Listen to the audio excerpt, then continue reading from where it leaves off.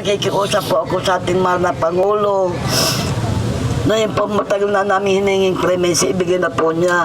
Biktima lang naman si Merdin. Gustong-gusto na po namin makasama si Merdin. Sabik na po kami. Saka sa mga nararamdaman ko po, sabik na po ako alagaan ng anak ko na makapiling pa niya. Kaya nakikiusap po ako sa ating mahal na Pangulo. Pakiusap po. Ibigay mo na po ang kalayaan ng anak ko para makasama na po namin. Dito na naman po kami. Lahat po ng supporters ng aking anak andito po sila lahat. Walang sawa na pagpunta dito.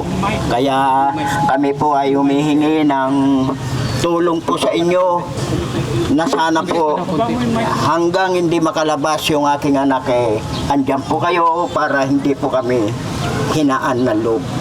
Kayo lang po ang nagpapalakas ng loob po sa amin sa suporta ninyo po. Kaya po ngayon andito po kami dahil magsasalita na yung aking anak ng katotohanan para malaman na ng lahat kung sino talaga ang may sala. Kaya sana po wag na po nyo kaming iwanan hanggang sa makauwi na yung aking anak. Kaya humihingi po ako ng clemency sa ating mahal na Pangulo na sana ibigay na po ninyo ang clemency sa aking anak para makauwi na at makapiling na namin po siya sa pamamagitan niyo po. Sa wakas, matapos ang higit 10 taon, makakapagbigay na ng testimonya mismo si Mary Jane Veloso sa harap ng korte para sa mga isinampa niyang kaso ng human trafficking, illegal recruitment at estafa laban sa kanyang mga recruiter. Mga kababayan, ito ho ay long overdue na opportunity at napakahalagang hakbang para makamit ang hustisya at pananagutan laban dyan sa mga illegal recruiter.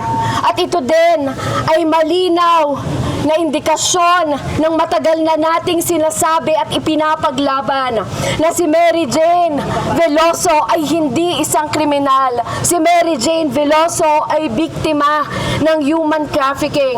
At ang kalagayan ni Mary Jane Veloso ay hinaharap pa rin ng marami nating mga kababayan na napipilitan na mag-ibang bansa dahil sa kakulangan ng desenteng trabaho, mababang sahod, mataas na presyo ng bilihin dito sa ating bayan.